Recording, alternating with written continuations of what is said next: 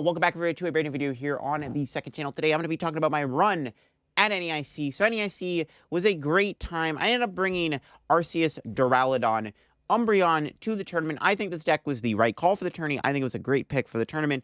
And I ended up going 5-2-2, going for a 292nd place in the tournament, which I thought was pretty good. I mean, getting 292nd place isn't bad at all.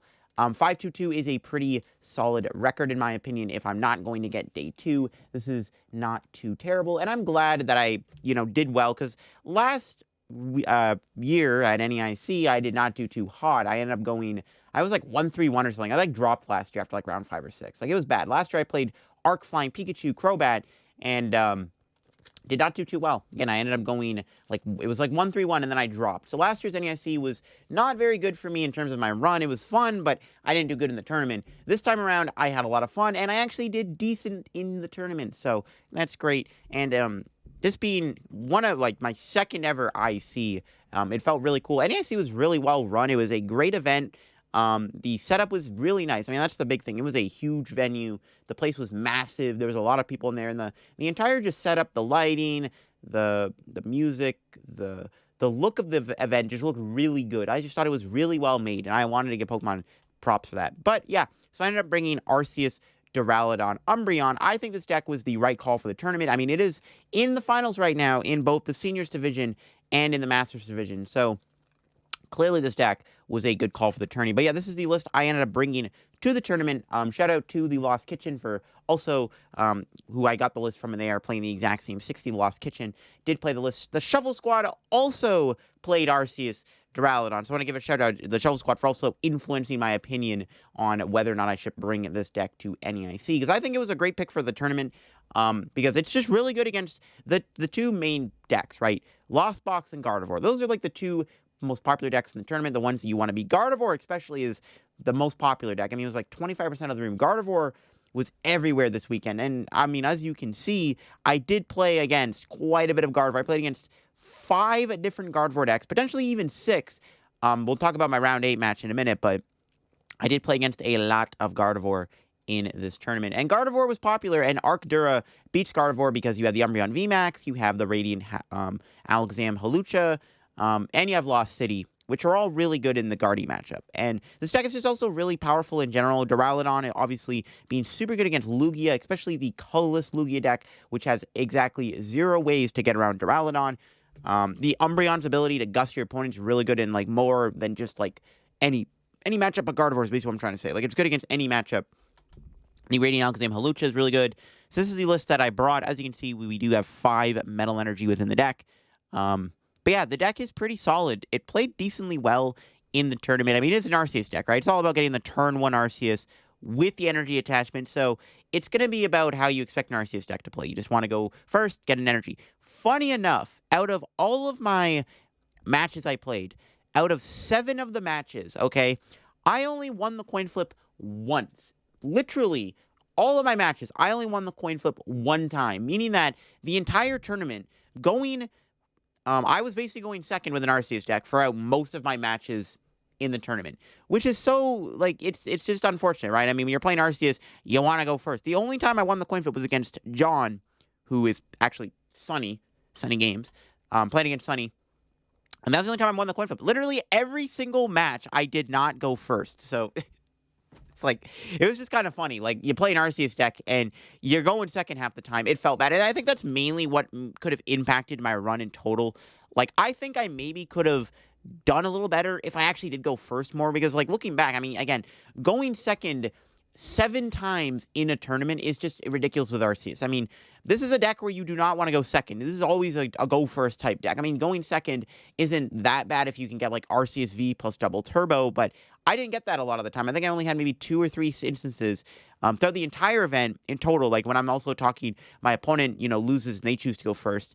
I think maybe 3 times I got Arceus energy. So it was just kind of a mid-run in terms of the coin flip. I mean, that maybe could have impacted my run. I really do think that if I was going first more often than not, I maybe could have done better in this tournament. Because, again, the fact that I went 5-2-2 and did decent in this tournament, half the time going second in my first match in the tournament is kind of impressive with this deck. But yeah, great deck overall. It felt pretty good. I think really the big things you'll see. There's 2 single strike energy. There's not a whole lot of supporter draw in the deck. And I think that's mainly because this deck doesn't really need to, like, draw through the deck. It's not like Arctina or Gardevoir, where you're just trying to, like, draw through your entire deck. You don't have to. Really, this deck is all about playing niche supporter cards, all about abusing the situation you're in and kind of figuring out what the best play is. You're not trying to just be like, every turn, okay, research, Iono, Colress. You're trying to kind of do these really interesting plays with these weird supporter cards you don't usually see in a deck like this, right? That's kind of the idea. So the idea is you try to set up like a checkmate board state where even if your opponent is to Iono you or you don't have a draw card, you're still in a really good spot regardless. That's the idea behind this deck. That's why there's not that much draw in the deck. That's why there's 3 Iono, 2 Adventurers, 2 Colress, 2 Boss, 1 Raihan, 1 Volo. I will say, though, the Adventurous Discovery is fantastic. I did not play this at Hartford. In Hartford, in my Arc Duralist, I did not play Discovery because I thought the cards sucked. I thought, just play draw cards, right? To be fair, that was still okay for me, but I found that this weekend, the Discoveries were actually so good. Like, I realized in this event how good Adventurous Discovery really is, because it felt really good to be able to get 3 Vs. Like, I regret not playing this in Hartford now after playing it this weekend. The double Chorus is nice. We originally were playing like a research in the deck, but 2 Chorus was just better because you can build up a big hand sometimes if you're not playing against a deck using Iono. It's actually good against Lost Box too, because they never get rid of your hand half the time, so you just like build up a big hand with Chorus. Iono was fantastic because Iono is like basically hand disruption, a better chance at a better hand, and also really good in the late game. So Ionos are really good. I think it's better than Judge. I've seen some Arc Duralists playing Judge. I don't think you need Judge anymore. I think Iono is just better than Judge, right? Because it does the same thing effectively. The 2 Boss felt good. There's even times where I needed 3 Boss, believe it or not, even with the Umbreon. And then we got Raihan, Volo. Volo is so good in here because if you're playing against a Lost Box deck, you can Volo something off the board, fully heal it. Volo's insane. Easily the best, like, niche supporter. We didn't play Cairns this time. I felt that Cairns was not necessary for this tournament. The double single strike energy is maybe the biggest, like, why is this in the deck type thing. The theory behind double single strike energy was good in Arceus mirror matches and other V-Star matchups where you can go attach single strike to Duraludon, attach single strike to Duraludon with a belt or Radiant Exam synergy, whatever. You're swinging for like 290, 300 damage, 280 damage with a Duraludon. You're one-shotting things. Duraludon's so bulky that it's trading really well into most things. Honestly, I think the double single strike energy was not very good in my opinion. I was not the one who kind of came up with the idea of double single strike energy. It was Cho turn time, but I don't think that double single strike actually felt that good for me anyways. It felt like I didn't use it that much. Like, I think I maybe used the single strike energy like 2 or 3 times. I personally would cut the one out. I don't even know if I want to play single strike energy after this tournament. I didn't even know if I liked it. I might just cut it. I don't know. Like, I think a water energy would be okay in here, a luminous energy. If I were to really make any changes to this list, it would definitely be put another supporter. Maybe a 3rd Chorus would probably be what I would add. I would probably just put a 3rd Chorus in here. Probably is what I would do. I'd play a 3rd Chorus. Because this deck did feel kind of bad when I was not drawing. Because, like, there were games where I would get Iono'd into a handful of V cards, and I had nothing to really do. There's a lot of Pokemon in this deck, as you can see. So, sometimes you get Iono'd, you draw, like, 2 Arceuses, a Duraludon, Umbreon, and you're sitting there like, okay, this hand sucks. So, I think a 3rd Chorus would probably go a long way. And that's really the only change I'd make to the list is play a 3rd Chorus. Everything else felt fine. The energy count was good. Most games I was getting turn energy Arceus, right? It felt good. The Lumineon was good. Yeah, I don't know. The list felt fine. I think the double single strike energy was the only thing that I did not enjoy in the list, but everything else in the deck felt really good. And honestly, I think I played pretty well this tournament. I maybe made like 1 or 2 misplays, but I don't know if I made a misplay that cost me a game per se. I actually think I played pretty well this tournament. And I'm proud of that too. I mean, going into this tournament, I got like 5.5 hours of sleep at best. And I also, the night before, didn't get that much sleep either. So, to be fair, like, going into the tournament, I was running on, like, maybe, like, 10 hours of sleep in total over the past, like, 2 days. So, I was like, I might be tired. But, actually, I think I played pretty sharply. I will say, though, at the start of the tournament, you know, I went tie, win, loss. That's when I kind of got a little, like, I feel like I maybe played a little worse than I could have in general, or I didn't play as well as I could have. But let's talk about my run now. So yeah, round 1 I played against Timothy on the Lugia single strike deck. This might be the most annoying tie I think I've ever had in the history of ties. Basically, this matchup is very favored, even though he did have the Urshifu VMAX. So he won game 1, I won game 2. The problem with game 2 is both games lasted quite a while. So game 2, I KO'd his Urshifu, removed it from play. He actually still didn't, my opponent did not concede after I KO'd the Urshifu. His win con, I guess, was to like deck me out with single strike Tyranitar. And because I guess his turn played out, game 3 ended up going to time, and I would have won game 3. He whiffed turn 1 Lugia. He whiffed turn 2 Lugia. I think he got a Lugia out on like turn 3 or something, and his Urshifu was gone by that point also. So like, I easily would have won round 1 if it didn't go to time. So the tie felt kind of awkward. I was like, oh, this is a pretty annoying way to start the tournament, tying to a great matchup. Not great, especially when I would have won, game 3 too. Game 2 was against Martin, who was playing at Gardevoir. I think it was like a very quick set. I think it lasted like 10 minutes. Like both games, my opponent just barely set up. Like I think both games he literally had like one rolls down turn 1. His draws were very, very poor this round. And I just basically just set up really well and just kind of I steamrolled in both games because his setup was just not very good. Which is good. If you're playing against Gardevoir and they're prizing Ralts and Curlias and they're not able to get enough Curlias and Ralts down on their first turn of the game, you can just capitalize on that by going Umbreon Lost City and just like remove stuff from play. And then this is where the losses came in. So round 3 was against Nathaniel on Gardevoir also. And this was also a pretty quick set. Not for him, but for me. I think he 2-0'd me. So like, game 1, I, of course, went second, which put me at a huge disadvantage. This was, I think, the only round where going second absolutely just screwed me over. So I went second, and my turn was kind of weak. So what I did was I grabbed an Arceus V and an Umbreon V on my first turn going second. So I was like, okay, I don't think my Arceus V is getting KO'd this turn. He had a Zacian V on board. I'm like, okay, I can maybe set up like a knockout Hawlucha belt play on this Zacian. I'm going to bench an Umbreon, bench an Arceus so that turn 2, I can go after the Zacian, knock it out or whatever, right? So, cool. Felt good. Turn 2, Nathaniel draws the absolute bananas off of my Iono. I Iono'd him because I had to.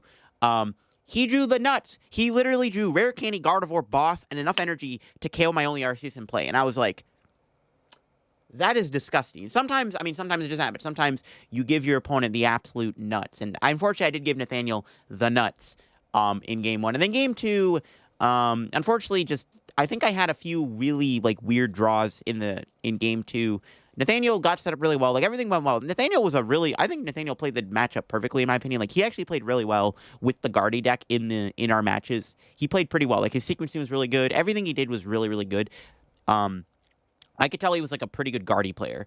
And unfortunately, game 2 I also lost because I think like again he just kind of beat me. I think mainly what happened was, again, I just had some awkward draws in the middle. Like, the setup was good. I was going first. Everything was fine. But I think during, like, the middle of the match is when, like, he Iono'd me into, like, a really bad hand. And that's where, like, having lack of supporters was kind of annoying because I started to get, like, mid-draws and ended up costing me. And then I played against Jake Uward with the Guardy Mewtwo deck. This was the Reversal Energy Gardevoir deck. And this matchup was actually really difficult for me because he had a Fighting Gallade in the deck, and I did not expect that. And I think the Fighting Gallade is ultimately what lost me both sets. So game 1, I did win. Game 2, he won, and then game 3, he also won. Game 3 was actually looking okay for me, but ultimately, the Fighting Gallade kind of killed me. Now, you're probably thinking, well, if you're playing against Gallade, why not just play around it by not benching Pokemon?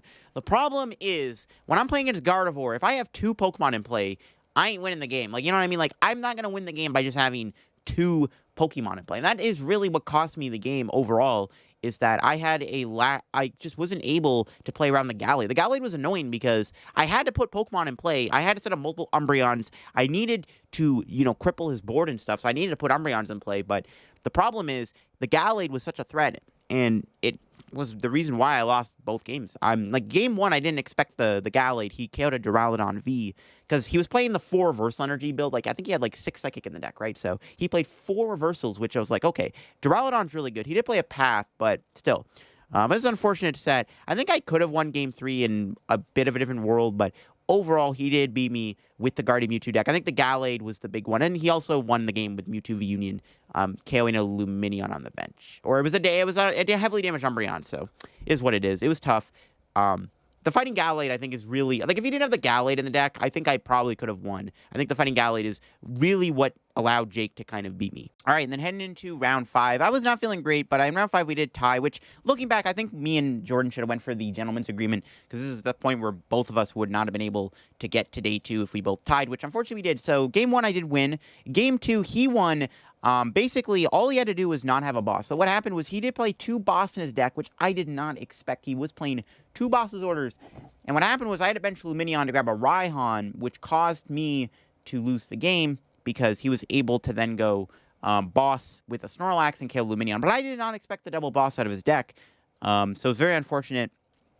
And because he won game 2, we ended up tying, which I think that if I was able to win both sets, I would have been chilling, but I think we definitely should have went for the gentleman's agreement. Looking back, I think it was correct to maybe go for gentleman's agreement here, because game 3 we weren't able to finish in time, unfortunately. So it is what it is. But again, the double boss did catch me off guard. I did not expect the double boss in the deck because it was allowing him to KO my Luminion with Snorlax. And then round 6, I played against a homie, Patrick Wall, who we did have a really nice little set of 3 games with. Unfortunately, in game 3 for Patrick, he did prize 2 of his Ralts, which is really good when you're playing an Arceus Duraludon Umbreon deck with Lost City. When the opponent is prizing Ralts and Kirlia, and you're able to send them to the Lost Zone, it is really, really good. And unfortunately, that's just what happened for Patrick. He did prize 2 Ralts, and this allowed me to be on the aggressive with the Umbreons, take out his Ralts in play, because I figured he prized 2 Ralts. There was a point in the game where after he got Ralts in play, he stopped finding Ralts with ball cards, and I was like, okay, he definitely prized 2 of his Ralts, and that's what happened. Round 7 was against another homie. It was actually against Sunny Games. I was actually on stream for an interview after round 6, and I was late to my match, and the judge almost was like, oh, you're going to get a late penalty, and then thankfully we were able to chalk it up, because I'm like, well, I was on stream, that's why I was late, so we were able to fix it. But yeah, I did play against Sunny Games here, which another homie. I hope you know who Sunny is. He's a streamer on Twitch and all that stuff, and unfortunately for game 1, Sunny actually just started low main if he passed, and I went first. This was the only round in the tournament, for the record, where I won the coin flip. I actually ended up winning the coin flip against Sunny. Every other round, I went second. So it was nice to have that happen finally. But again, it was unfortunate because Sunny just opened up the low main if he passed, and then I went Starbirth double turbo knockout. And then game 2, Sunny did win, and then game 3 was also pretty close. I was able to set up a checkmate scenario in game 3, which is probably what won me the game. It is what won me the game. I don't even know why I said probably, but it is what won me the game, was setting up checkmate in game 3. I set up like a really good board state that was really hard for Sunny to play around, and that is ultimately what won me the game.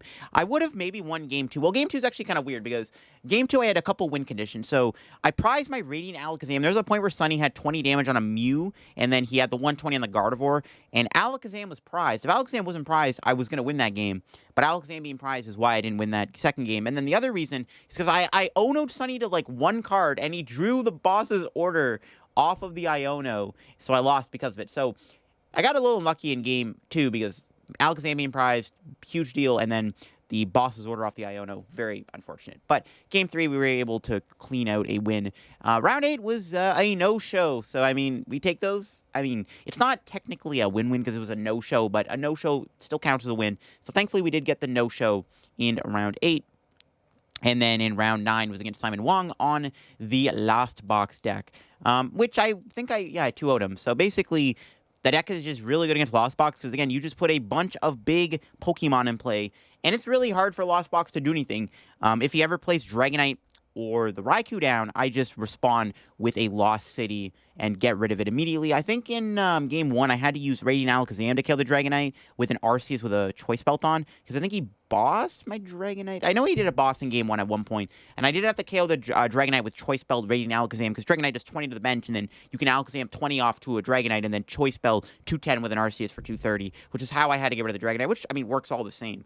And then game 2, I think it was just kind of just the same kind of instance where there's just too many big Pokemon in play. I will say, I think I played against Simon really well. Looking back at my performance in round 9, I really, I look back, and I think I played really well against Simon. I did everything correctly, I think, in terms of what Pokemon to put in play, how to sequence the supporter cards, because for the most of the round 9, I was playing pretty well, I think, in terms of, like, what I was doing. Like, I held Luminion in both games, and I think that's ultimately what is really going to get to Lost Box. Holding Luminion allows you to have a really well-timed Iono, Avolo is really good sometimes, especially if you know they have no way to gust out the Luminion. So I think I played really well against Simon in both sets, and I think that was the proudest I think I played. And thankfully, it did finish my run with a 5-2-2 record with the Arceus Duraludon deck taking the win overall against Simon in round 9 with the Turbo Lost Box deck. And I'm proud of my performance. I am proud of the deck. I am very happy I played this deck still. I think I would play it again. If I was going to Worlds, I would 100% play it. After this run, this puts me to 277 CP, as I'm at 217 right now. So this run at NAIC just got me to 277. So honestly, I think I could have got my Worlds invite if I went to a few more cups. If I had a better finish in Milwaukee, I probably could have got my invite. I definitely think I could have got my invite this year, which I'm proud of. I mean, the fact is, this is my first time in the playing in the competitive format. So I definitely could have got my Worlds invite. So maybe, you know, had I went a little bit harder this year, I definitely think it was achievable because I got CP at most events. Milwaukee and Toronto were the only 2 regionals I went to where I got no CP. I got CP at Baltimore, Orlando, Knoxville, Charlotte, Hartford, and NAIC. It was not too hard to get an invite, and I also won a league challenge, so I definitely think it was achievable to get an invite this year. So looking back, I think I maybe should have tried a bit harder for my invite, because I definitely think I could have got it. I didn't go as many league cups. The league cups in Canada, though, I'm not going to lie, in my area, in the greater Toronto area, the league cups are pretty damn sweaty. There are a lot of good players in Canada that go to these league cups, and we got Rowan, Andrew Estrada, Raymond Long, just a ton of really good players in Canada go to these League Cups. So League Cups are actually really sweaty in Canada, which is one of the things that kind of turns me off from playing them. But I definitely think if I went to a few of them, I maybe could have got my invite this year. Because I finished the season at 277 CP. I was extremely close to my invite. I was almost 80 CP off. So definitely was achievable to get my invite this year. And maybe next year we'll try a little bit harder to get the invite. And I'll probably try to go as many tournaments as I can and as many ICs as I can. Because ICs give you some stacked CP. I mean, I got 293rd place, which is still really good out of 1,800 players. Largest tournament in history. But the fact is, 60 CP for not getting day 2 is pretty freaking good. Because 60 CP is, really good in most regionals. But because you're at an IC, you get more. So definitely, I got to go to more ICs. After getting, doing decent at an IC and getting 60 CP, it's freaking amazing. I think I got more CP at NAIC than I did at Orlando for getting day 2, which is insane. Yeah, proud of the deck. I'm proud of my run. It was nice to kind of turn things around here near the latter half of the 9 rounds, and I'm proud of the list. Again, any change to make, I would 100% just play more draw in the deck. I think the single strike energy will get cut. I think one will get cut, for at the very least a third Colress or a research or something. I'm proud of the list. I think the list played pretty well. I didn't play against any Mew or anything, which is kind of odd because the Spiritomb did nothing for most of the tournament. I wish I played against more Lugia. That is ideally what you want to see when you're playing this deck, is Lugia, especially colorless Lugia. Didn't play against any other Arc variants, which is good. The Arc Mirrors are not fun. And Lost Tino is another bad matchup that I was dreading, and thankfully I didn't hit any. So I hit most matchups that I was proud of hitting, where I wanted to hit overall. So glad about that. We just hit nothing but Guardy, Lost Box, and one Lugia. So ideally, those are the 3 decks you want to see in this tournament, and thankfully we hit the 3 decks we want to see. I have no idea what Matthew Porter was playing, so maybe that would have been a big deal. What if Matthew was playing Tina or something, and it would have ended my 5-2-2 run. But anyways, that'll be it for me. If y'all enjoyed today's video here, leave a like, and I want to thank you all for anyone who came up to me at NAIC, said hi, got me to sign something, took a picture with me, and all that good stuff. It means the world, and it was just awesome to meet a lot of people. I met a lot of people from the other side of the world, like Hot Shock PCG, Burt's TCG. I met OKJ Love. Just a lot of people that I knew from the online scene that I just never met before. And it was cool to meet people for the first time. It's one of my favorite things about going to these tournaments, is just meeting people. Thanks for watching. Hope you all enjoyed the video. And probably going to do a video where I look at all the day 2 lists from NAIC once they go live, because I'm pretty sure that Limitless will have them up soon. We're going to look at the top 8 for NAIC too. So we'll see. I got some content on the second channel. Thanks for watching. Hope you all enjoyed, and I'll see you all later. Bye-bye.